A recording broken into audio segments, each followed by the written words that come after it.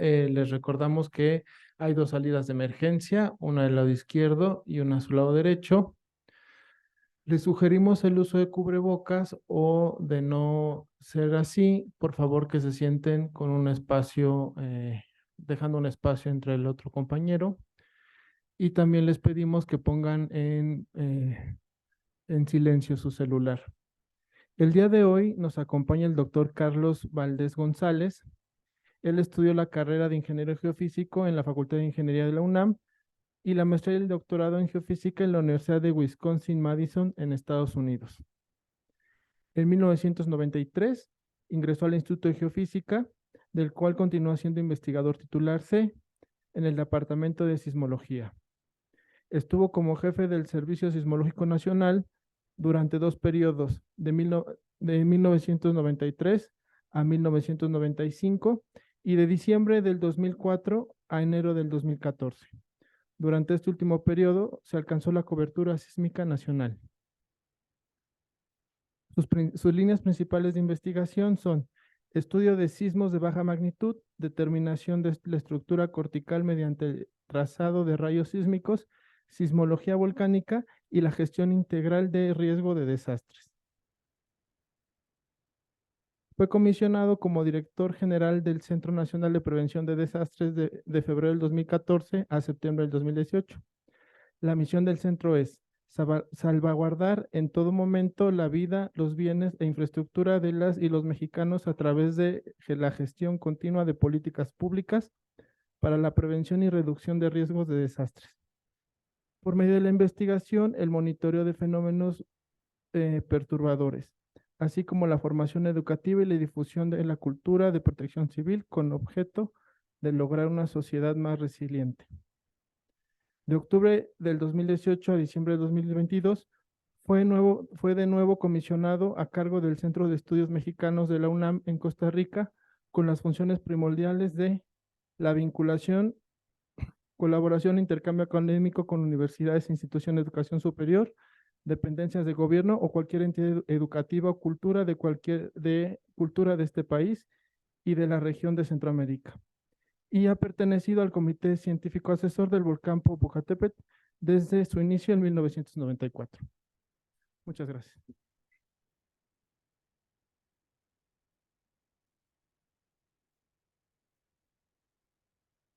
Buenos días a todos ustedes. Muchas gracias por la invitación. Déjenme pongo aquí el temporizador para no pasarnos. Es un gusto estar en este instituto y en este auditorio y con ustedes. La plática, como dice, inicialmente iba a ser solo sobre sismos, pero a la luz de lo que acabamos de ver en Acapulco, valdría la pena el hacer una evaluación de lo que sabemos sobre esta parte. Algunos de los temas que vamos a tratar, me voy a ir yendo muy rápido porque son muchas transparencias, pero muchas son en realidad imágenes sobre la parte que tiene que ver sobre sismos y sobre huracanes. México es un país claramente sísmicamente activo y lo que tenemos que saber y reconocer es en dónde y cuándo podría temblar. Esto lo vemos desde este glifo, en donde claramente desde 1495 tenían ya perfectamente determinados la ocurrencia de estos sismos, cuando pasaban, si habían sido durante el día, durante la noche, o sea, ya había una experiencia importante en ese lugar.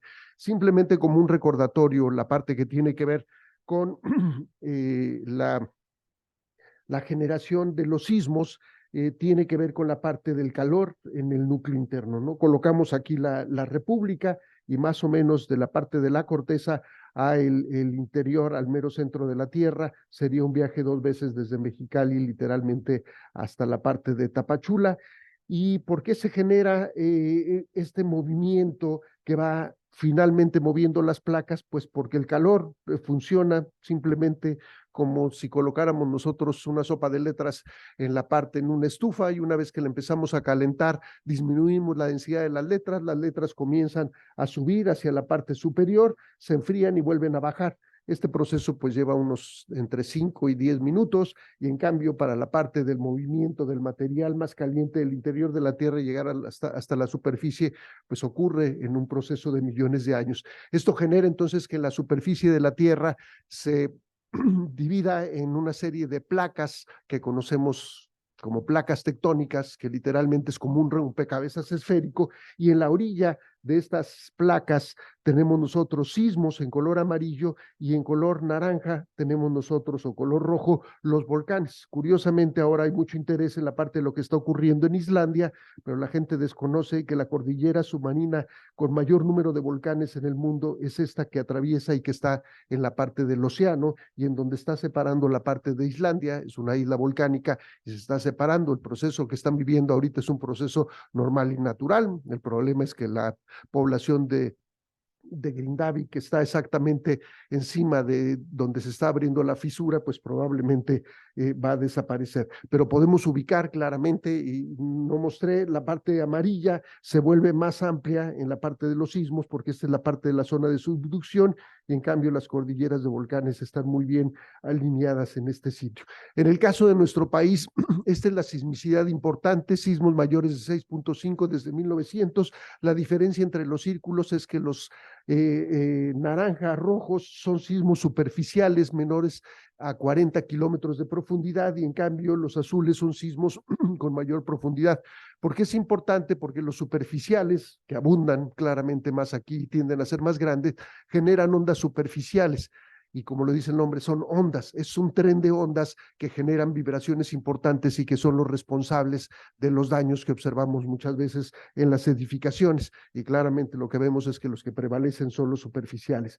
Y si colocamos la parte de los volcanes, pues veremos que también es un país de volcanes. Se han identificado alrededor de 2000 volcanes, de los cuales cerca de 47, 48 son considerados como activos o como potencialmente activos. Este proceso está relacionado a estas placas. No hacemos nada en este país que sea de una manera simple o sencilla. Estamos interactuando en 5 placas: la norteamericana, en donde está la mayoría del país; la Pacífico, que contiene a Baja California, que se está despegando lentamente del país; la parte de una pequeña placa en Riviera, la placa de Cocos, y hacia abajo la placa del Caribe. Todas ellas son responsables, y en la unión de ellas, o la parte en donde interactúan, es en donde observamos esta actividad tanto sísmica como volcánica. Aquí estamos haciendo simplemente una relación de los puntos. En la dorsal del Pacífico, el material sube de forma caliente, genera estos puntos de acreción, los volcanes, genera la corteza oceánica, y esta finalmente se va hundiendo otra vez en esta parte. ¿A qué sería similar? Si podemos, por favor, habilitar el video en este lugar. Es la parte de los esfuerzos. Aquí claramente vemos que la silla está resistiendo un esfuerzo literalmente sobrehumano. ¿Y qué va a pasar? ¿Quién va a ganar, la silla o el señor que la está deteniendo? Es lo que sucede con las placas. Simplemente van cargando de esfuerzo, como lo vemos aquí en este punto, y eventualmente no resistirá más la roca, se produce un rompimiento, hay un sismo, se propagan las ondas sísmicas, y en ese mismo momento comenzamos un nuevo ciclo. Comenzamos de nuevo a acumular este proceso, porque todo tiene que ver con el calor que hay en el interior de la Tierra. Si quisiéramos acabar con los sismos y los volcanes, pero también con la atmósfera, habría que apagar el núcleo o la parte más caliente del interior de la Tierra, y acabaríamos en realidad con la vida de todo. Esa es la distribución de los sismos para el año pasado, 2022, y estos son los promedios. Para 20, si lo pueden ver, son muy parecidos: 82 sismos al día, 79, 81, y con lo que va ahorita del año, vamos hasta el día de ayer, 20,731. Si pudiéramos vender estos sismos, pues no nos preocuparíamos del presupuesto de la UNAM, pero nadie nos los quiere comprar, entonces tenemos que lidiar con ellos. Las barras representan millones de habitantes. Pareciera que somos masoquistas, estamos todos parados encima de los sismos y los volcanes, y ustedes, pues mejor que nadie lo entiende, el proceso finalmente de degradación de estas rocas y generación de suelos muy fértiles, pues es lo que hace, o lo que hizo, que nuestros antepasados se ubicaran en ese lugar. No somos masoquistas, sino que andamos buscando en dónde. Hacia la parte norte era muy complicado cultivar, y hay menos poblaciones, también menos sismos, y también en la parte de Yucatán, pero todo es parejo, porque pues acá les pasan huracanes, no tendrán sismos, pero tendrán otro tipo de cosas, entonces están más o menos repartidos.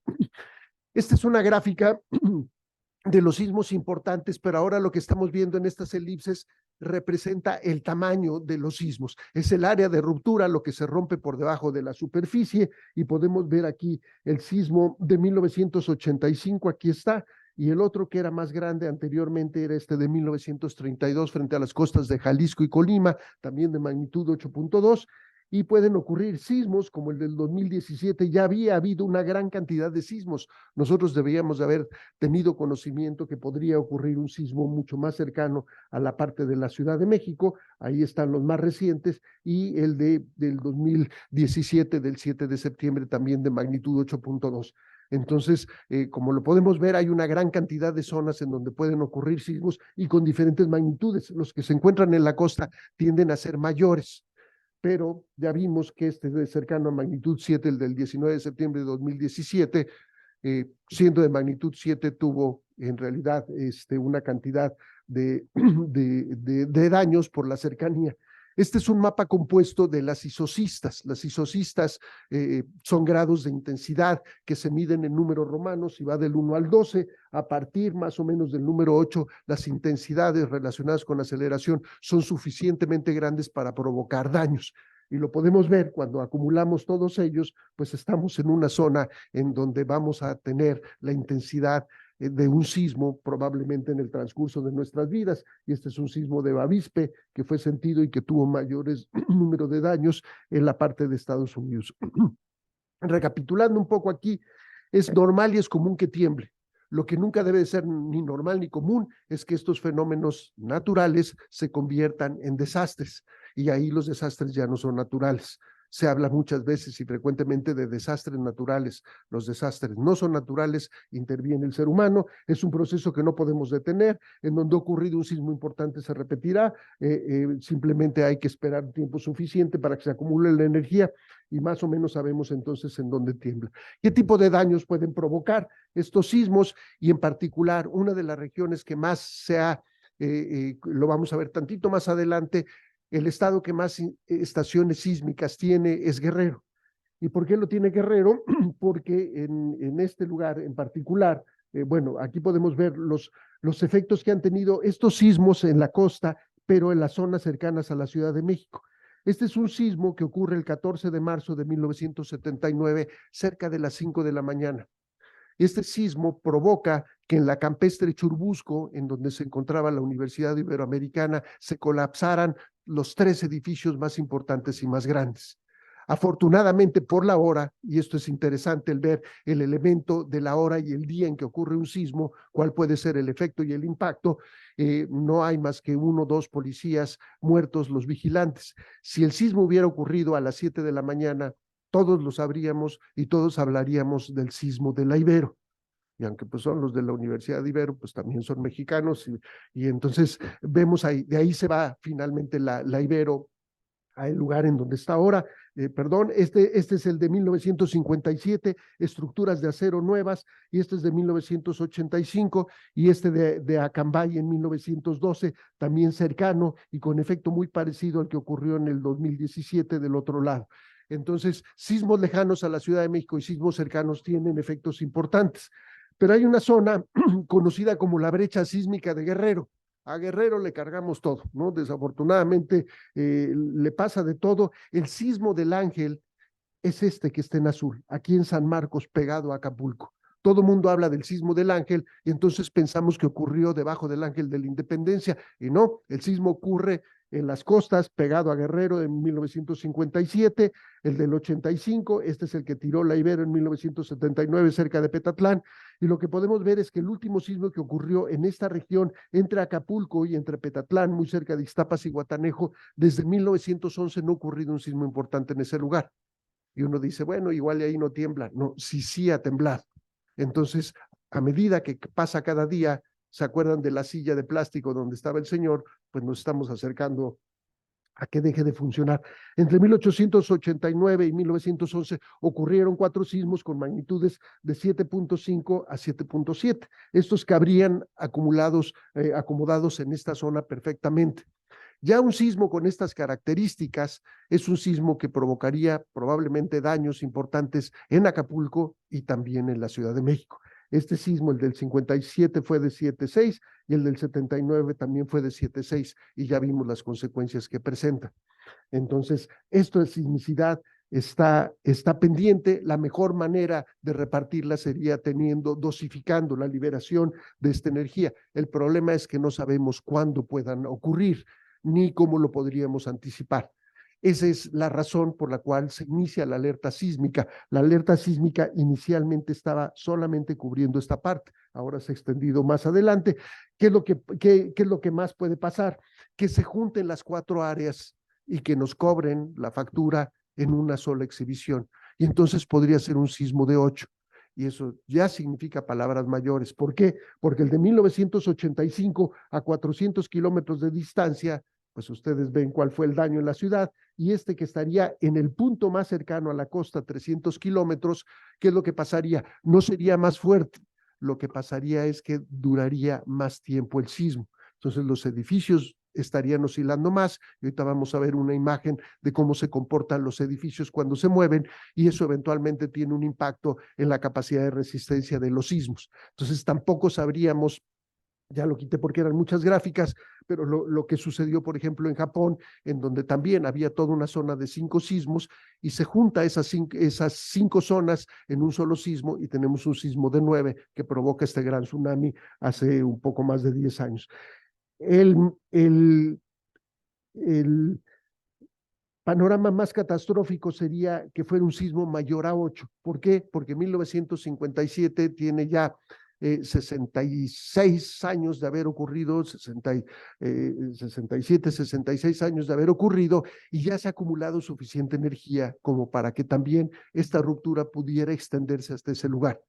El escenario más probable es el primero, el de una sucesión de sismos de 7.5 a 7.6. ¿Por qué? Porque es lo que ocurrió en el pasado histórico. Supuestamente los gobiernos deben de trabajar con el ejercicio del sismo de magnitud 8. Entonces, esa debe de ser la hipótesis de trabajo. Pero tiene que ver la política con los sismos. Podemos verlo. Aquí tenemos nosotros todos los presidentes que han habido en México desde Porfirio Díaz, y lo que hemos hecho en este lugar es colocar todos los sismos que han ocurrido. Y solo hay un presidente al que no le toca ningún sismo. Y ustedes se van a preguntar, ¿de qué partido era? Bueno, aquí está. Es Pedro Lascurain de Paredes. ¿Y por qué no le toca ningún sismo? Porque su presidencia solo dura 45 minutos. Entonces, a lo que queremos llegar, si ven ustedes el del Ángel, le toca aquí a Adolfo Ruiz Cortines. Aquí podemos ver a Miguel de la Madrid, que le toca el del 85. Podemos ver que a Cedillo le tocan una gran cantidad de sismos. Y lo que es muy curioso es que en la presente administración no ha habido un año en el que no haya un sismo mayor de 6.5. Todavía nos queda un año. Entonces, pero la idea es mencionar que México es un país sísmicamente activo, y que un transcurso de 6 años es suficiente para que ocurra un sismo importante. Entonces, si lo es así, pues lo que deberíamos de tener es una actitud hacia los sismos de mayor prevención o de preparación. Otra de las preguntas que eran muy frecuentes, ya nos brincamos septiembre sin que hubiera sismos, pero vean cómo la naturaleza es muy sabia, dice, pues no, nos brincamos los sismos, te voy a poner un huracán, ¿no? Todo se compensa, no hay nada fortuito. Pero en septiembre, otra vez con los sismos de 1900 a la fecha, para magnitudes de 7, vemos que el mes en donde más sismos hay es diciembre. Claro, es un catálogo extremadamente corto. Si tuviéramos nosotros 5,000 años de datos, yo estoy seguro que casi todas las barras serían equivalentes. No hay ninguna razón por qué deba de temblar en septiembre en particular, ¿no? No tiene nada que ver. A final de cuentas, es un proceso normal y natural. Pero tenemos nosotros una herramienta muy poderosa, y a veces no nos damos cuenta, y hay muchas cosas de las cuales debemos sentirnos orgullosos en este país, y una de ellas es que tenemos una alerta sísmica que ha venido progresando como por más de 23 o 24 años. Y si ustedes se acuerdan, al principio la gente no hacía caso porque decía, ay, quién sabe si se trata de un verdadero sismo, igual y es una falla, y ahora yo ya no conozco una persona en donde no suene la alerta sísmica, tocamos madera para que no vaya a sonar ahorita, y no se ponga de inmediato qué hacer. O sea, ya hay una cultura que ha tomado todos estos años, y somos un ejemplo a nivel mundial.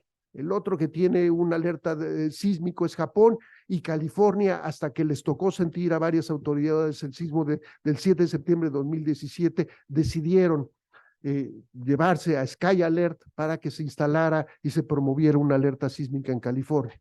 Entonces, lo que tenemos que hacer es entender muy bien su funcionamiento, en el cual nos toca las 4 fases de un sistema de alerta temprana son conocer el fenómeno, los sistemas de medición, difusión de alertas, pero lo otro que es muy importante y que nos toca a nosotros es tener planes de respuesta ante esa contingencia. De nada sirve que nos avisen si no sabemos qué hacer. Un poco lo que acaba de pasar en Acapulco.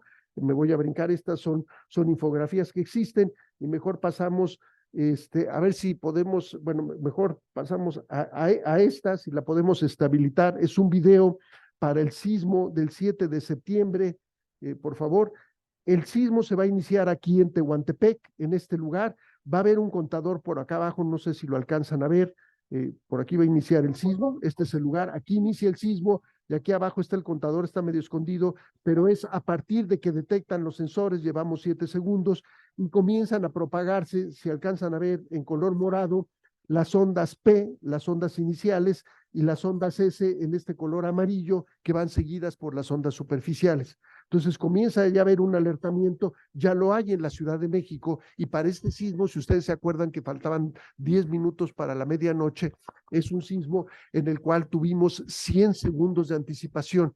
Esto es lo que les tocó a los estadounidenses sentirlo y verlo, lo sacan del hotel, ellos piensan que era por incendio y le dicen, no, es la alerta sísmica, y dicen, no pasa nada, y de repente empieza el movimiento. Y dicen, pues estos mexicanos, ¿no? Que no saben hacer cosas. Sí, sí sabemos hacer cosas. Y ahí va, no van viajando. Aquí la velocidad de las ondas P son aproximadamente 6 kilómetros, 6,5 kilómetros por segundo, y las de las S y las superficiales viene a la mitad de la velocidad. Entonces aquí ya llegó a la Ciudad de México, inicia un cierto movimiento, se detiene un poco y continúan las otras. Claro, el problema es la región cercana. Ahí no hay mucha posibilidad. Ahí no hay forma de alertarnos, que es lo que nos pasó el 19 de septiembre del 2017. El sismo está tan cerca y profundo que al mismo tiempo llegan las ondas sísmicas y el sistema de alertamiento arranca 9 segundos después. Pero eso es un sistema importante y hay que saber cómo funciona. Si le podemos dar clic a ver si se vaya a la siguiente, por favor.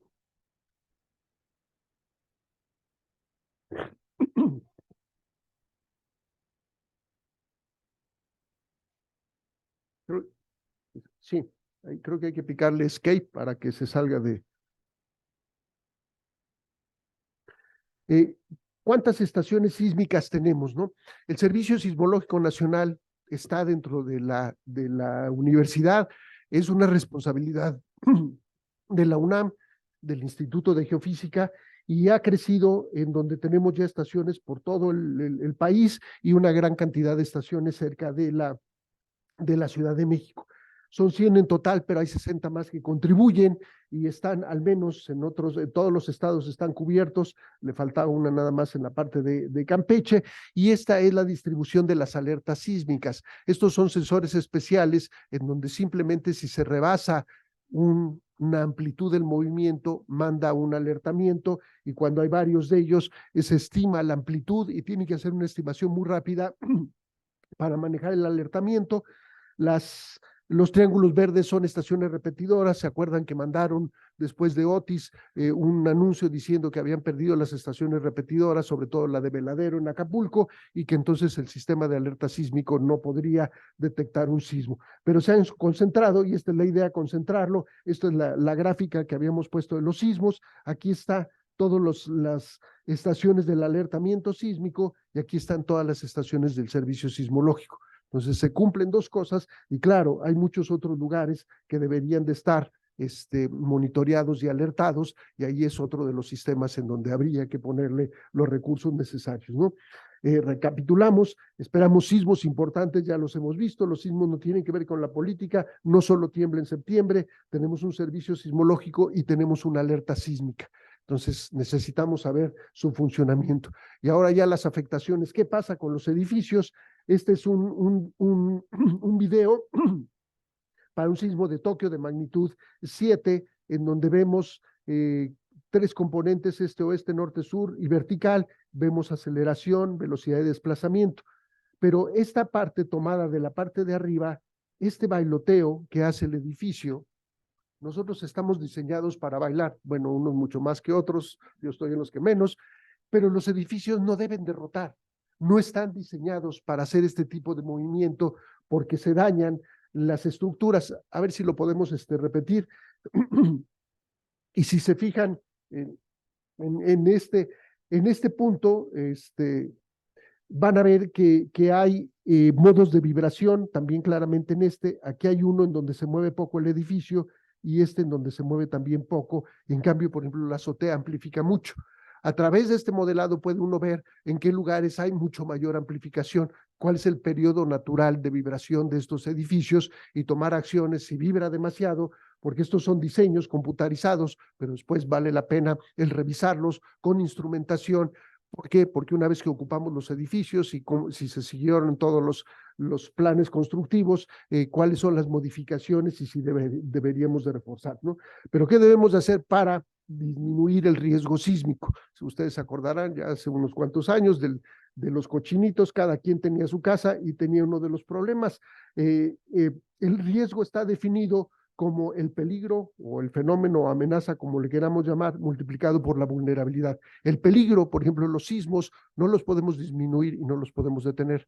La única forma en la que podemos actuar es disminuyendo la vulnerabilidad. Al disminuir la vulnerabilidad, automáticamente disminuimos el riesgo. ¿Cómo podemos hacer eso? Pues primero identificar, por ejemplo, los actores, quién construye la vulnerabilidad, y le queremos echar la culpa a ingenieros, gobernantes, normalistas, obreros, reporteros, albañiles, neurólogos, constructores industriales, y la respuesta es que es la ignorancia. No hay una sola persona o un grupo de personas, es el desconocimiento del fenómeno, en dónde puede ocurrir, del tamaño que puede tener y cuándo puede suceder, y lo mismo, ¿cómo reducimos la vulnerabilidad? Ya vieron cómo se forma esto, pues a través del conocimiento, ¿no? A través de la difusión de ese conocimiento, y ahí yo creo que la universidad tiene un papel muy importante en donde deberíamos de movernos más a esa parte de cómo comunicar este tipo de cosas. Lo pueden ver claramente en esta casa, perdón, el riesgo es muy claro. Uno dice, pues construyeron la casa y es real, sí, sí es real, y dice uno, pues se les va a caer. O sea, no necesitamos ser ingenieros estructuristas, están ahí viviendo contra la parte del riesgo y cómo lo podemos disminuir. Perdón, en este caso, este es un edificio, es un hospital que tiene 70 años en el centro de la Ciudad de México, y lo que se hace es reforzar. En ese entonces las técnicas constructivas eran muy diferentes, pequeñas columnas y demás, y dice uno, bueno, ¿qué hago? Simplemente la refuerzo con ángulos de acero y con soleras, tanto las columnas como las traves, y aquí tenemos un ejemplo de lo que no se hizo. Este era el edificio que se colapsó en Álvaro Obregón, que era un edificio en donde el permiso de construcción decía que solo 2 pisos, y le habían añadido 3 pisos más. Entonces, si le añadimos ese número de pisos, pues no funciona. Y aquí hay varios efectos. Probablemente han visto esta película de Sully, cuando el avión saliendo del aeropuerto de Nueva York se impacta con una serie, o impacta una serie de patos que van volando, y el piloto busca el tratar de regresar al aeropuerto, y le dicen, pues, la opción es en New Jersey, en Titisburo o la otra, y él le dice, no llego. Y el manual para tomar acciones era un manual que lo llevaba hasta la página 17 para comenzar a tomar acciones, y él se brinca todas las primeras páginas y lo hace. Para mí ese es el efecto Sully, y eso es lo que debemos de hacer en el caso del sismo. O sea, el tipo de indicaciones debe de ser, aquí en este caso lo dijeron, y qué bueno que lo hacen, cuando va a haber una plática, una conferencia, el decir cuáles son las salidas de emergencia, cómo debemos de estar separados. Yo los veo a todos muy colocados de aquel lado izquierdo, yo creo que algo saben sobre los temblores, para salir rápidamente. Yo por eso estoy aquí muy cerca de este lado, pero es lo que tenemos que hacer. No es tampoco vivir angustiados todos los días, pero sí tener un poco la visión de en qué lugar me estoy metiendo y lo que es lo que debo hacer. El otro efecto es el de Interstellar. Si ustedes se acuerdan, cuando aterrizan en este gran planeta, 1 hora equivalía a 7 años. ¿Por qué lo decimos? Porque uno dice, bueno, y vamos a hacer un simulacro con la familia. No, yo creo que como ya pasó septiembre, no va a temblar. Entonces nos vamos esperando, ¿no? Y ahí viene el efecto Interstellar. Pensamos que el tiempo para el siguiente sismo que nos puede afectar va a tardar mucho tiempo. Y simplemente, por ejemplo, un plan familiar Si ustedes tienen hijos pequeños y la esposa, el esposo trabaja en otro lugar, el plan familiar lo primero que hay que establecer es cuál es el punto de reunión. Es las escuelas de los niños y hay que ir probablemente caminando porque si se va la luz no vamos a poder manejar a ningún lugar y cuánto tiempo hacemos. Y que todo mundo sepa, la indicación es que los niños se quedan en la escuela y nosotros los recogemos ahí o si es en la casa, todo esto lo tenemos que planear porque lo que todo el mundo pensamos que nos va a funcionar ese día no va a haber comunicación y va a estar muy complicado. Entonces son una serie de tareas, ¿no? Este edificio que se dañó en el 85 lo ven y dicen, pues está mal hecho. Y la respuesta es no, está perfectamente diseñado y se comportó como lo estableció el ingeniero. ¿Por qué? Porque es un edificio en realidad barato, porque tiene columnas en este lado y tiene otras columnas en este lado, pero en la parte interior son los muros de carga los que van a ser los responsables de evitar que el edificio se mueva de forma excesiva, como lo que veíamos en el video. Estas X, cuando se forman estas X, nos está diciendo que el muro está trabajando en esta dirección, cuando rebaso cierto esfuerzo empiezo a fracturar y en este están actuando como fusibles. A quien no le dijeron o quien no preguntó fue el dueño. Le hubieran dicho, va a resistir, no se preocupe, pero va a quedar dañado. Y el reglamento de construcción establece muy claramente, el edificio no se debe de colapsar. No dice el edificio no se debe de dañar. Si ustedes observan todo lo de Acapulco, no hubo ningún edificio que se colapsara. La estructura permanece, todo se lo llevó, ¿no? Si así estaba diseñado o no diseñado, eso era responsabilidad de haber entendido esa parte. Este es otro de 1900, me fui para atrás. Este. Claramente pueden identificar la colonia Roma, una construcción de principios del siglo pasado y una construcción nueva, relativamente de los 70s, con casetones, en donde las estructuras, las columnas están muy separadas y tenemos lo que se llama el efecto de golpeteo. Se mueve el edificio hacia la izquierda, golpea, acumula los esfuerzos en este lugar y curiosamente solo se cae la parte de arriba. Y así sucede con todos los elementos de golpeteo.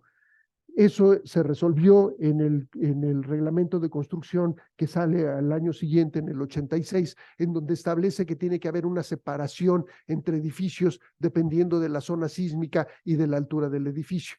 El problema es que hay mucha discusión de yo quiero, pues si el terreno es tan costoso, llegar hasta el extremo. Y el edificio viejo que tiene muchísimos años no tiene ningún daño. Y alguien pensaría al revés, yo llego a la Roma y digo, mejor me quedo en este edificio porque es más nuevo que en esta casa de la época del Porfiriato. Entonces las construcciones debemos entenderlas. Esa es una fotografía en el centro y podemos ver por dónde van a estar los daños. Vean esta estructura. Viene una columna gruesa y se adelgaza. Aquí es muy delgadita la parte del claro y vean el tamaño de cada uno de los muros es diferente. Todo este cambio en la técnica constructiva no va a ayudar en caso de un sismo. Y lo mismo lo vemos del otro lado. Vemos esta trave es gruesa, es delgada. Aquí le añadieron este cuarto. No se ven columnas en este lugar. Estamos nosotros con este tipo de técnicas autoconstructivas o no controladas, pues estamos maximizando. Y esta es una fotografía verdadera. ¿En dónde está la casa? Parece Disneylandia, pues sí, parece Disneylandia y habrá que ver cómo se comporta. Este que es un edificio moderno, otra vez la gente dice, no, como es mío y me costó tanto, le meto la mano. ¿Qué es lo que no se debería de hacer? No está permitida ninguna ventana en este muro. Este es un muro importante y lo fueron alterando, pues porque quieren que entre luz. Y este es muy interesante. Si se fijan, todas estas son 3 ventanas y acá dicen, no, le quitamos la columna y simplemente lo hacemos corrido para que se vea mucho más bonito. Y entonces vamos modificando los criterios estructurales. Vean en el 2013, así aparecía este edificio, lo modifican, 2017, lo venden, se ve como un edificio nuevo, no es tan costoso porque es una remodelación. Y el reglamento lo permite, siempre y cuando no me meta yo con los cimientos o con la estructura importante del edificio, todo lo que haga lo puedo llamar remodelación. Si me meto con los cimientos y con la parte de estructural del edificio, tengo que apegarme al reglamento más nuevo y eso me costaría mucho. ¿Y cuál es el resultado? Ahí está el resultado en 2017. otra vez la parte de cómo se debe de modificar. Esta es una escuela para el sismo de Puebla en 1999, y ahí está la parte del reglamento en donde establece que debe de haber una separación dependiendo de las zonas sísmicas. Ahorita veremos la zona sísmica, y para un edificio, por ejemplo, que tenga 50 metros de altura, implica que esté en la zona 3, implica que tenga 60 centímetros de separación entre edificio y edificio. Y uno va por el centro y los edificios están pegados uno con respecto al otro. Y hay técnicas que uno dice, ¿por qué hicieron el 20 de noviembre así? Porque lo están fortaleciendo. En la parte de afuera esta estructura le da mayor rigidez. Es un hospital, es un hospital de primer nivel, es una estructura que debe de conservarse. No puede un hospital perder ni el agua, ni la luz, ni ningún daño. ¿No? Su función es prioritaria, y lo mismo lo vemos con el López Mateos. Esta rejilla que se ve de este lado y esta otra que está de este lado, se supone que son para darle mayor capacidad de resistencia. Este es un edificio eran 8 pisos, la parte del estacionamiento, y en el 85 vean el daño. Y si hubieran colocado, tuvieran ángulos de acero y soleras, esto no hubiera pasado. Entonces la remediación, sobre todo aquellos edificios que tienen estacionamientos abajo, hay que reforzarlos para que ver que aguante. Tenemos que saber en dónde vivimos. Esta es la distribución de los edificios colapsados en rojo y con muchos daños en amarillo para el sismo del 85. Y cuando colocamos el mapa de zonificación sísmica, quedamos muy claramente que está entre la zona de transición y la parte de la zona sísmica 3. Entonces, es importante conocer en qué zona sísmica vivimos. ¿Ustedes conocen en qué zona sísmica viven? Muy bien, ¿no? Y si no, pues un tatuaje no estaría mal. Y aquí está, ¿no? Esto era un lago, y si se fijan la parte del lago, aquí está el lago anterior, esta parte que está aquí corresponde a esta parte. En amarillo es la parte de transición, la orilla del lago. Ciudad Universitario está en la zona dura, estamos en un terreno duro por la parte volcánica, y lo mismo toda la parte hacia el poniente del periférico, cuando empezamos a subir, es un terreno duro. Y vamos de zona sísmica 1, está en gris, zona sísmica 2, zona de transición, y después en estos dos colores verdes, café y rojo, en la zona sísmica 3, que es la zona del lago, la zona blanda y la zona de amplificación. La subdividieron en 3A, 3B, 3C y 3D, porque si no todo estaría en rojo. Aquí está el aeropuerto. Un sismo, como los que hemos hablado de Guerrero, comparado cómo se siente en Ciudad Universitaria, donde estamos, y en el aeropuerto, se siente 40 veces más. Es un mundo de diferencia para una distancia muy corta. Entonces, el mismo sismo tiene un efecto muy diferente. Por eso es importante el saber en dónde estamos. Aquí hemos colocado las alcaldías, las que tienen blanco, las que están en blanco son alcaldías en donde hay al menos una porción de la zona sísmica 3, ¿no? Entonces, por eso es importante.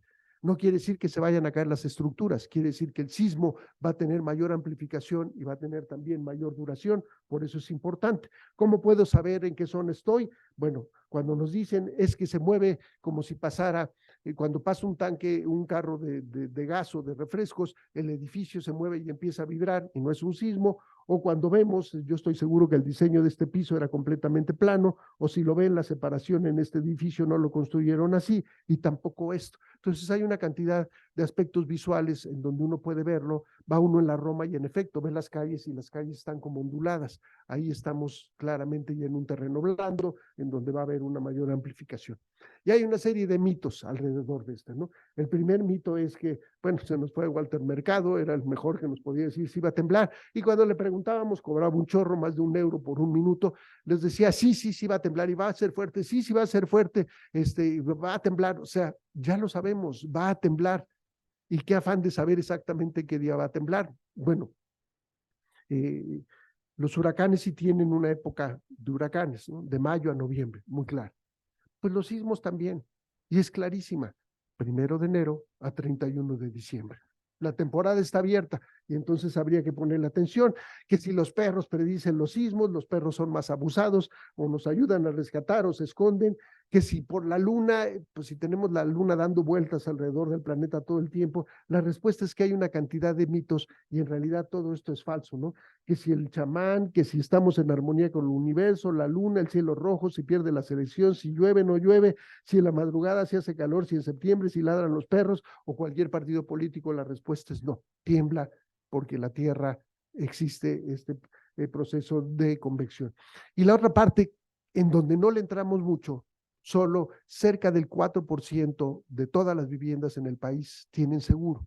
Y curiosamente el seguro, al menos hasta antes de los sismos del 2017, asegurar una casa contra sismo o un departamento era más barato que asegurar el coche. Entonces, vale la pena verlo. Claro, también hay que ver qué es lo que cubren y cómo lo cubren, ¿no? Esa es otra de las cosas. Estos eran los precios. En la colonia Roma eran 4,000 pesos por año, lo cual es 300 pesos al mes, y en otras zonas duras como la que estamos es 1,500 al año, 50 pesos por mes. O sea, es completamente diferente y claro, no nos van a reponer una casa completamente nueva. ¿No? Nos van a decir, yo te doy el dinero equivalente para que construyas una casa como la que se construyó hace 30 años. Entonces necesita uno entenderlo, pero es mejor. Entonces, si recapitulamos, las estructuras se comportan de una manera diferente. Necesitamos reconocer la parte de la vulnerabilidad estructural. ¿Cómo la podemos arreglar? Ahí sí se requiere de ciertos conocimientos, de dinero y de tiempo. Está la vulnerabilidad social, que es llevar a cabo simulacros, hablar con la familia. Debemos saber nuestra zona sísmica, conocer los mitos, y la importancia de un seguro vale la pena. ¿Qué es lo que no se debe de hacer? Este tipo de estructuras, poco acero y algo supremamente pesado arriba, no va a aguantar, ¿no? Vean estas, deciden primero que las columnas son delgaditas y después dicen, no, échale más, y las hacen más gruesas. O sea, claramente esto no funciona y estas son fotos reales. Y la otra que les da ahora por hacerlo es que tenemos que pasar los ductos tanto del agua como el cableado, el internet, perfora la columna, no se hace, no se tocan, porque al hacerlo, ustedes pueden ver claramente cuál es el punto de debilidad de esta columna, pues es este y es el otro, y por todos lados lo ve uno así. Dice, perfora, ¿no? Aquí, pues porque para que no se vea el cableado lo ponemos de esta manera, ¿no? Ahí está otro ejemplo, y algunos otros que son un poco más salvajes. El señor dice, mi casa ya no me alcanza, me vale, la mitad de la calle es mía porque es el estacionamiento, y además tengo techito para mi coche, y construye, ¿no? Esto está en el Estado de México. Nos pintamos solo los mexicanos, y estas estructuras también, dice uno, cualquier movimiento aquí se va a la casa, y esta también está, dice uno, bueno, no sé, ¿qué es lo que sí se debe de hacer? Colocar, en realidad, colocar mayor cantidad de acero y de mayor grosor, a final de cuentas sería un incremento muy pequeño en la casa. Es más caro los baños y los acabados que esta parte. Para edificios, el tener ahora una serie de aislamientos, se construyen ahora estos grandes refuerzos que se colocan en otros edificios, todo eso ayuda a la mitigación. Y en la parte social, la parte que tiene que ver con lo que hacemos, ¿no? Simulacros, no solo cuando nos dicen las autoridades que hay que hacer un simulacro. Deberíamos hacer, yo sí soy de la opinión, un simulacro cada 3 meses hasta que eventualmente ya respondamos de una manera automática y que ya lo tengamos bien pensado. Es un ejemplo, como lo veían, a mí me tocó estar en Costa Rica, un país de sismos y de volcanes, y curiosamente no hacen simulacros y no hay señalamientos. Estos señalamientos que a veces no los vemos, todos estos letreros verdes, cuando teníamos invitados de México y decían, ¿y aquí no ponen rutas de evacuación? Decía, no, es como el cinturón, y me tengo que apurar, es como el cinturón de seguridad, ¿no? Cuando uno no se lo pone se siente mal. Entonces, ya hemos progresado en esa dirección, pero hay más cosas que se tienen que hacer. Ahora hay que considerar con cubrebocas, sin cubrebocas, con espacio. En un plan familiar debemos de tener 4 puntos: identificar los riesgos, las rutas de seguridad, prepararnos para tomar decisiones y realizar simulacros. Por ejemplo, esta habitación se ve muy bonita, pero todos estos cuadros en caso de un sismo nos van a dar un despertar un poco amargo. Lo mismo con objetos que se puedan volcar, y si ese es el pasillo de salida a la casa, pues lo que tengo que hacer es asegurar librero con tornillos. Ahora tenemos, a diferencia del 85, todos estos aparatos que no existían, y todos los conectamos a una sola tira eléctrica, sobrecargamos el sistema. Entonces la posibilidad de un incendio es más alta, esto hay que cuidarlo, y también tenemos una población cada vez mayor y hay que considerar lo que hacemos con los adultos. Se salen primero, se salen después, si van a bajar las escaleras, si le dan el paso a los otros o todo el mundo se espera para que vayan saliendo. Todo esto lo tenemos que discutir y negociar, ¿no? El trazar nuestras rutas de seguridad, el cómo hacerlo, incluyendo el que no haya luz en la noche para poder salir y desalojar un lugar, la parte de los simulacros, el hablar con la familia, ¿no? De qué se hace cargo cada uno de nosotros, incluyendo a los niños. Esta es tu tarea, tener una mochila de seguridad y demás.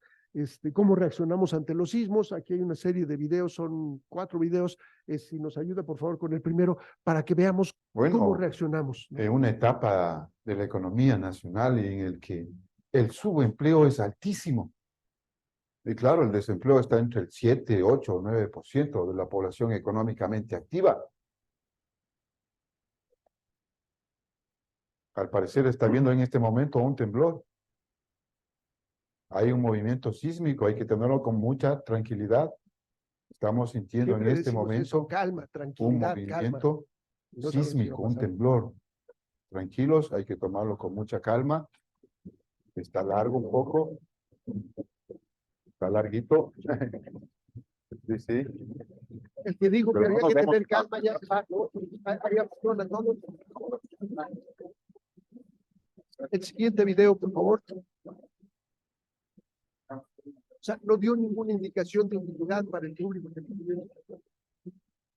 Bueno, Y la Este es de mamá Costa Rica. admitió que la trató muy mal cuando ella fue una niña, ¿verdad? Pero el problema, tiene una depresión fuerte, es una depresión bipolar, le han dicho, porque tiene 1 año de estar con un psiquiatra. Desde que vive con su actual, está temblando fuertísimo en este momento. ¡Güey, puta! Oh my God. ¡Calma, calma, calma! Oh my God. Así hablan los Calma. costarricenses, a mí me Calma. sorprendía. ¡Calma, Dice 7 veces calma, calma! ninguna indicación adecuada, Calma. ¿no? Dice la grosería y dice calma, ¿no? Wow. Un temblor, Terremoto. un terremoto. Wow. La que sigue, por favor. Bueno, estaban hablando. Y la mamá,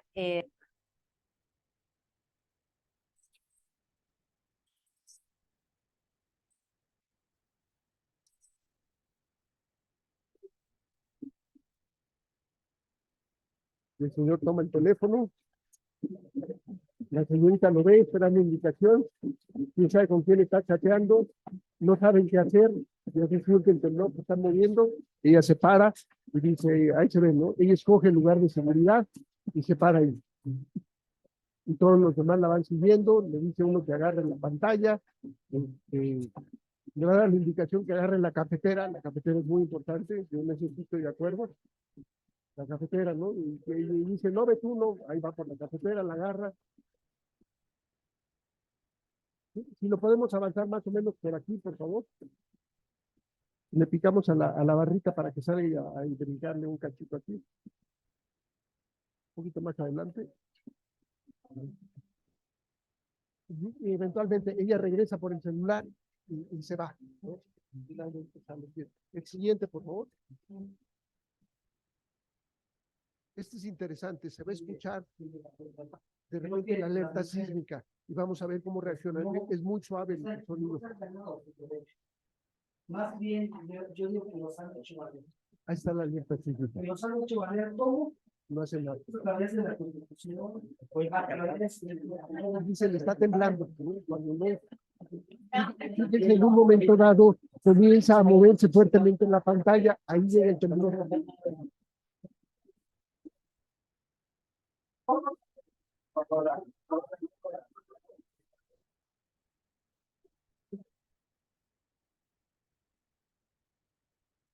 Ahí llega el temblor, vean cómo se mueve la pantalla atrás.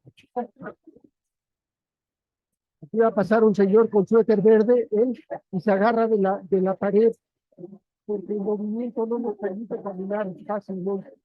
Ahí van saliendo todos, ¿no?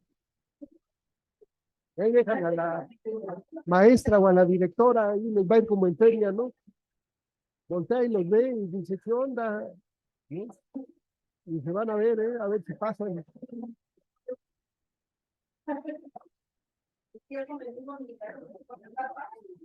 La que sigue, por favor.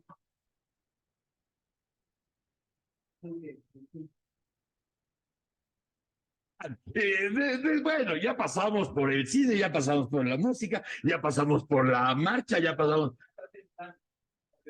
Está temblando, no, está no. No, está Sí, temblando. Está temblando ahorita ya. Está temblando. Acuérdense ustedes, todos los que nos están siguiendo, vayan inmediatamente a a las puertas, vayan encaminándose Empieza a hacia dar la salida de indicaciones. donde se encuentren. Se está sintiendo con determinada fuerza, así que ahorita con gran calma, pero con buen paso hacia las puertas de su casa, vayan bajando los edificios, no por los elevadores, por las puertas donde están las escaleras de servicio, vayan bajando con velocidad, sin empujarse, vayan dirigiéndose inmediatamente a las escaleras de emergencia si viven en edificios. Y si van a salir a las banquetas de sus casas. Cuidado con el Metrobús. Cuidado con el tráfico, con los cables eléctricos, con el Metrobús que no se detiene ni en un tsunami, la chingadera. La que sigue, por Ya favor. está cediendo. Si se fijan, es un payaso y es el que da mejores recomendaciones. O sea, él se ve asustado, pero mantiene la calma y comienza a dar una serie de indicaciones. Está muy bien esa, con calma, pero con buen paso, ¿no? Eso que me tocó ir a una escuela en donde hacían simulacro y dice, vean cómo van a salir los niños, y van, 1, 2, 1, 2, digo, no, maestra, pues no van a salir nunca, le digo, rápido, rápido, o sea, solo a través de simulacros podemos darnos cuenta cómo funcionamos, ¿no? La parte de las conclusiones, no podemos predecir cuándo ocurrirá en la brecha sísmica de Guerrero. Conocer la zona sísmica es importante. Necesitamos conocer la fecha de construcción de nuestro edificio, bajo qué reglamento se hizo, tomar medidas constructivas si es necesario, reconocer el sonido de la alerta sísmica, platicar sobre el tema de los sismos con la familia, amigos, checar el costo de un seguro por sismo y realizar simulacros. Me voy a ir muy rápido sobre los huracanes, creo que es importante, hay una serie de similitudes y accesos. De entrada queda muy claro, ¿no? México es un país de huracanes y de ciclones tropicales, la respuesta está en este diagrama. Hay sistemas en donde avisan con mucha antelación, esta es la posición del huracán, las zonas por las que va a pasar, las zonas en donde hay un anuncio de posible huracán y el lugar en donde va a terminar. Entonces, los hay, la NOAA lo hace, pero también lo hace México, y México tiene este sistema de alerta temprana para ciclones tropicales que se llama CHT, en donde queda muy claro, estos son los niveles en los que hay, en la parte naranja y en la parte roja, son estas etapas en donde esto requeriría la parte de evacuación. Y en estos consideran dos aspectos, entrando un huracán o ciclón y alejándose. Y en esta tabla, aquí están los niveles, la categoría 5, y por ejemplo, los días de anticipación que puedan tener. En el caso de lo que acabamos de ver ahora, desde un momento en donde está en este punto y tan cerca, debería de haberse anunciado ya una advertencia simplemente como tormenta tropical. Tormentas tropicales ya habían afectado y ahí está en alerta naranja, dice, ¿no? Esta parte, información por conducto de los medios masiva sobre la continuación de los efectos del fenómeno y la necesidad de permanecer bajo resguardo, continuidad de alerta roja, se mantendrá a resguardo total la población y autoridades cancelando toda actividad, manteniéndose en sesión permanente los consejos. O sea, existe este sistema, existe porque nos tocó utilizarlo y todos se involucra la parte del UNAM, se involucra el Servicio Meteorológico Nacional, hay un comité y tiene que haber un alertamiento, hay infografías, los costos. Ingrid y Manuel, esto es lo que le costó al país, 157 víctimas y en dólares fueron cerca de 2.679 millones de dólares para estos otros eventos. Y aquí acaban de decir, no el gobierno federal, pero otras fuentes, los de seguros, que probablemente el costo de rehabilitación y de recuperación sean 15,000 millones de dólares. Si ese es el caso, este sería el fenómeno que sería por primera vez más alto que lo que costó la recuperación de la parte del sismo del 85. Varios ejemplos en el caso de Ingrid y Manuel. Manuel nunca llegó a huracán. Por eso, con la experiencia de Manuel como tormenta tropical estacionada y la cantidad de lluvia interactuando con Ingrid en este lado, era importante el que se tomaran una serie de medidas, ¿no? Y había también problemas, la información fue transmitida, pero no fue recibida o entendida por los sectores más vulnerables. Estamos hablando del 2013, 10 años para que hubiéramos arreglado lo que se tiene que arreglar. La cantidad de agua que llovió era suficiente para haber llenado completamente todas las presas, ¿no? Los huracanes son necesarios en este país porque tienen que alimentar toda la necesidad de agua que hay en la parte norte. Mucha agua, si no consideramos las estructuras, se las va a llevar, y esto es el caso, ¿no? No vieron, no pensaron que una lluvia de 2 días no les iba a afectar y se llevó todo lo que encontraba a su paso. Desafortunadamente también, ¿no? Esta es una desafortunada costumbre de los mexicanos y las mexicanas, aquí principalmente los mexicanos, se llevaron todo lo que había, zonas nuevas que se habían habilitado quedaron completamente, que no estaban que estaban construidas en zonas donde no deberían de ser. Todas son imágenes de Guerrero, ¿no? Todos lo podemos ver, la parte de la costera, deslizamientos de ladera, 157 muertos, y claro, ahí se aprendió una lección que yo no he escuchado que se haya manejado ahora: construir mejor, reconstruir mejor. Este puente en Coyuca, que siempre se lo llevaba porque era un puente bajo, se reconstruye un puente mucho más caro, mucho más largo, pero que tendrá una mayor capacidad de utilidad. La solidaridad ya estaba, ¿no? Se ve reflejada. Las autoridades iban al lugar, involucraban a las instituciones federales y también las instituciones privadas para sacar a la gente, también la Marina y también la respuesta de la gente, ¿no? Mandando mensajes en las latas de comida. En el caso del huracán Odile en el 2014 lo mismo: actuar pronto, involucrar a las autoridades. Al inicio la trayectoria era errática y no se sabía si le iba a pegar a la parte en donde están los cabos. Eventualmente quedaba muy claro que sí impactaría los cabos y que sería un huracán categoría, llegó hasta categoría 4, iba a disminuir lentamente la parte de la categoría, y entonces todo esto se empieza a tomar días antes una serie de consideraciones. Impacta los cabos y hay una serie de daños. El Comité Nacional se mantiene en sesión permanente, entra como categoría 3 a los cabos. Algunas de las imágenes, la gente se prepara. Aquí vemos en un hotel todos jalando la puerta para evitar que se la lleve, la gente tapiando la parte de las puertas en donde tenían a las personas que estaban en los hoteles. Y finalmente, vean, estructuras bien construidas no se las lleva, y todo lo demás que tenía condiciones más precarias. El impacto en la parte del aeropuerto, vean, también destruye el aeropuerto, las casas, esto es en Los Cabos, la parte de las casas, una zona turística fuertemente afectada, no tendrá hoteles sin turistas, pues no hay capacidad. Las instituciones federales otra vez vuelven a entrar ahí a participar, todos ayudando. Esta es la cantidad de vuelos que se utilizaron para sacar. La península de Baja California quedó como si fuera una isla completamente aislada, entonces había que sacar a todo el mundo con vuelos, y esta es la cantidad: 240 vuelos. De nuevo hay robos, aunque ya iba en camino toda la ayuda. Las autoridades se daban la vuelta. En 20 días Los Cabos estaba listo para recibir a los turistas. También aquí hay una capacidad diferente y actitud. Muy complicado decirlo, pero cuando la gente tiene el interés en recuperarlo, lo que se llama la parte de la resiliencia, rápidamente se puede recuperar. Y Guerrero tiene una historia distinta, ¿no? Guerrero es Guerrero. Guerrero ya ha sido muy complicado. Las acciones preventivas antes del huracán Patricia, en este caso la trayectoria también va avanzando y se incrementa rápidamente de categoría 1 a categoría 5, lo hacen cerca de 19 horas, a diferencia de lo que hizo Otis.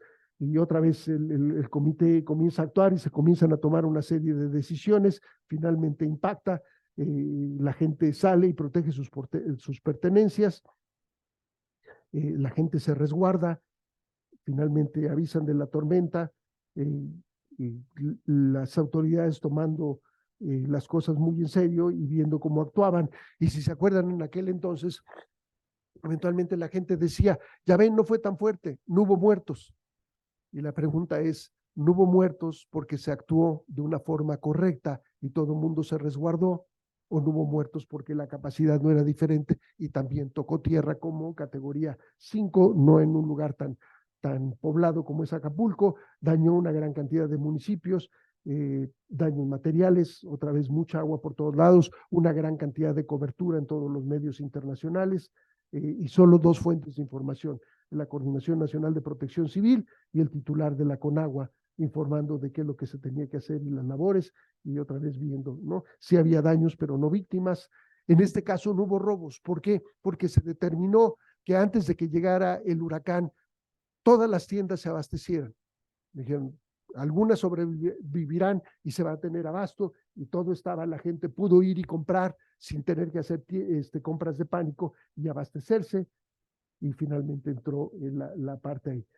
La parte de Otis es muy complicado, cambia rápidamente, en efecto, sí es un cambio, pero si ven las horas, aquí en este punto, a las 6 horas se determina que pasa de tormenta a huracán, aquí son las 12 horas, y finalmente el huracán impacta a las 12, o sea, hubo 12 horas en donde había posibilidad de haber tomado una serie de acciones.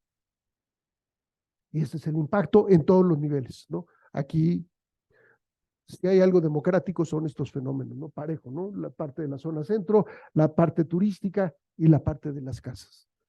Y finalmente también, con conclusiones, podemos anticipar las tormentas tropicales y huracanes, la temporada ahí está, pero hay que conocer la zona en donde estamos y en donde vivimos. Necesitamos ver también la fecha de construcción de los inmuebles, si están bien construidos, hacer medidas constructivas, importante hacer caso a los avisos preventivos, platicar sobre el tema, aquí no era sismos, era huracanes, y checar el costo, por ejemplo, de un seguro, que es otra vez una de las cosas que no hay ahora. Ahí terminamos. Muchas gracias. Ya nos pasamos un poquito. Gracias por su atención.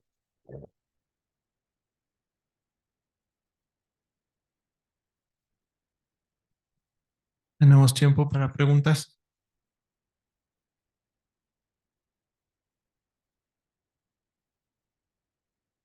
Ya quedaron asustados, no se asusten, no se asusten. Hay que actuar.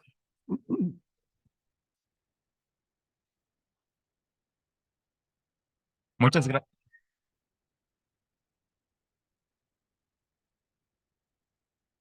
Muchas gracias, doctor, por esta plática. Mi pregunta es sobre los sismos y es en cuanto a la memoria histórica. Nos comentaba un poco de lo que se sabe tal vez sobre el siglo XIX. ¿Qué tanto se ha trabajado en ese sentido? ¿Qué tanto hace falta para documentar los sismos? Hay un libro muy interesante hecho por Virginia Acosta y Gerardo Suárez del Departamento de Sismología. Es un libro de este grosor y es el recuento histórico de todos los sismos, más o menos desde 1500.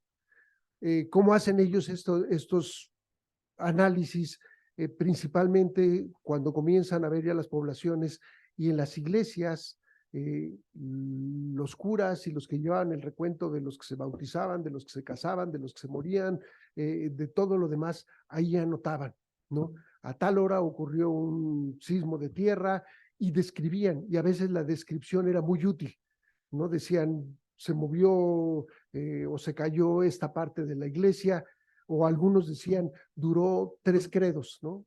Y decía uno, duró 3 credos, y dice uno, a ver, pues, ustedes se acordarán muy bien de los credos, con miedo, pues igual iba uno, pero puede uno establecer, y el movimiento, entonces dice, si el movimiento fue perceptible por 1 minuto, 1 minuto y medio, ya nos empieza a dar datos cuantificables.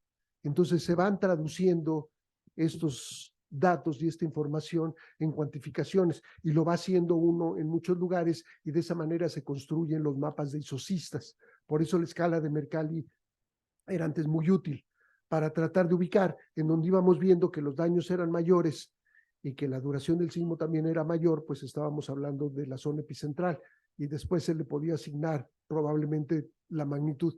Entonces hay catálogos. El catálogo exacto es el que viene desde 1900, por el Servicio Sismológico se funda como parte de las celebraciones en 1910, se inicia con Tacubaya y una serie de estaciones, entra la revolución y cambia todo, pero ya desde ahí hay entonces registros sísmicos que permiten ya cuantificar los sismos. Pero todos coinciden con el mapa que vieron, o sea, si colocamos todos esos sismos, y lo puede uno ver si uno entra a la página del Atlas Nacional de Riesgos, que es www.todoseguido.atlas Nacional de Riesgos, y se va uno a la parte de riesgos geológicos y de sismos. Están sismos históricos, y lo que le muestra a uno son las isocistas, cómo se sintió ese sismo en diferentes lugares, y puede uno utilizar el Atlas para cuantificar la población y para traer al presente cuál sería el posible impacto de un fenómeno con esas características. Pero la respuesta es que hay mucho el querer predecir un sismo, y es tan complicado. Venimos esperando el sismo de la brecha de Guerrero desde después del de 1985. Y otra vez la naturaleza es muy sabia. Dice, pues tú estás preparado para Guerrero y te lo pongo acá en Tehuantepec, y ahora te lo pongo en Puebla, Morelos, y ahora te lo pongo por acá. Entonces, lo que tenemos que hacer es la participación también de la ciudadanía, ¿no? Nosotros esperamos a veces que las autoridades evalúen, por ejemplo, nuestras casas. Y la pregunta es, bueno, en la comunidad tan grande, en la UNAM, se podía pedir, ¿no? Arquitectura, ingeniería, porque no se hacen brigadas en donde estudiantes y profesores, investigadores ayuden a la gente que considere que la vivienda que tienen, quieren saber qué capacidad tiene, ¿no? Y de ahí empezar a hacerlo, ¿no? Si no lo hacemos nosotros como ejemplo, nos va a sorprender otro sismo, ¿no? Y ahorita la pregunta ya menos, porque ya el proceso de lo que está pasando en Acapulco va en avance, pero una pregunta importante es si se presenta el sismo esperado en ese lugar, terminaría con las estructuras. Ahí sí los daños serían muy diferentes, ¿no? Muchos de los hoteles viejos, en donde quedaron los hoteles y se llevó la parte de paredes y muros de cristal y demás, si esos se colapsan, ahí sí acabamos con Acapulco, ¿no? Y ahorita que están así, sería el momento de reforzarlos. Ya que tengo el edificio literalmente limpio, que no me cuesta estar quitando toda esta parte para fortalecer, como lo vieron las columnas, habría que hacerlo ahora. Pero todo el mundo va en friega, no, rápido, píntale, aquí no pasó nada, queremos tenerlo listo en diciembre, pues igual y sí se puede, pero ¿por qué nos esperan mejor a las vacaciones de mayo del año que entra y que se haga una evaluación como debe de ser, ¿no? Y ahí la universidad podría proponer, pero como tenemos nuevo rector, pues tiene que ajustarse, ¿no? Ojalá se vea más la presencia de lo que hace la UNAM, ¿no? Nos conviene a todos. Perdón, me pasé ahí otra vez en su pregunta, ya no. Gracias. Yo tengo dos preguntas. ¿Los sismos que esperamos es la misma placa, la de Cocos? Sí. Pero tienen diferente comportamiento los pedacitos. Sí, es muy curioso. El fracturamiento de un sismo es muy complejo, ¿no? Nosotros lo que sentimos es el movimiento, y el movimiento tiene mucho que ver con la zona en la que estamos y el edificio en el que estamos. Pero una hoja de papel, cortarla a la mitad, la puedo cortar yo de un inicio, la puedo cortar del otro, le puedo hacer un agujero a la mitad, lo puedo hacer muy rápido, lo puedo hacer muy lento, y todo eso que tiene que ver con la composición de lo que haya en ese lugar en particular, puede generar características en el modo de vibración de una manera diferente. Entonces se trata de hacer, se llaman espectros de diseño muy amplios, en donde consideren muchas cuestiones. Si lo queremos hacer totalmente a prueba de cualquier sismo y a prueba de cualquier otro fenómeno, las edificaciones serían tan costosas que no se harían. Entonces tiene que jugar uno hasta dónde es suficientemente seguro. Y por eso el énfasis que decía, ¿no? Las columnas y esta parte, la parte estructural cada vez se está construyendo más, como lo que estamos viendo en Acapulco, el puro esqueleto, ¿no? Columnas y las losas de concreto que son los pisos, y todo lo demás es un material muy ligero.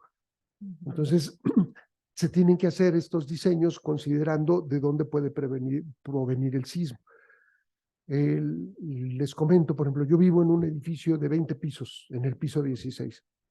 Y coloqué un sensor sísmico en el departamento. Por supuesto, me regañaron, dice mi esposa, no solo tienes suficiente en la universidad, sino hasta traes tus cosas aquí. Pero es un sensor pequeño, de un costo razonablemente bajo, y el sismo de Siria y Turquía del 6 de febrero lo registró. Y me permite ver el comportamiento del edificio.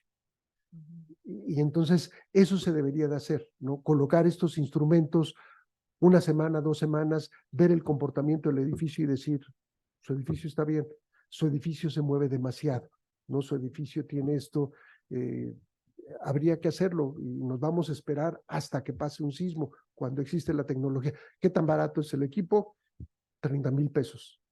El edificio tiene 80 departamentos. Si dividimos 30,000 pesos entre 80, ya el costo es mucho más bajo, es accesible y el sismómetro es permanente. Entonces, esa es la parte en donde deberíamos de empujar a la responsabilidad de la gente. Por eso esperar a que las autoridades vengan y me hagan una evaluación y llegan y después no tienen mucha idea de lo que se puede hacer y le dicen, no, pues parece que está bien. O le voy a mandar a un estructurista o a alguien capaz que nos cobra demasiado por algo que no debería ser tanto. Bueno, y mi otra pregunta era eso, ¿qué tanto viajaban las ondas? Pero pues ya me contestó que pues es muchísimo porque desde Siria lo estamos, y ¿qué kilometraje hay desde allá hasta acá? Como Son- 12,000 kilómetros. Sí, Es sí. muchísimo. Sí, Sí. sí, estructuras grandes como el aeropuerto o como acueductos son susceptibles a sismos grandes que puedan pasar, por ejemplo, en Chile, a moverse, a desplazarse. Igual y de una forma casi imperceptible para el ser humano. Pero, por ejemplo, que la pista de un aeropuerto se desplace de manera horizontal, por eso cuando hay sismos dicen, déjenos verificamos las pistas, ¿no? Para ver si no hay una fisura, una fractura. Pero ahora la tecnología y las comunicaciones, yo puedo entrar en mi celular y ver el sensor que está en la casa, ¿no? Entonces, estamos en el punto en donde podríamos hacer más. Pero bueno. Bueno, Gracias. le agradecemos al doctor Carlos Valdés su conferencia. Gracias, doctor. Y los invitamos a tomar café para seguir platicando con el doctor.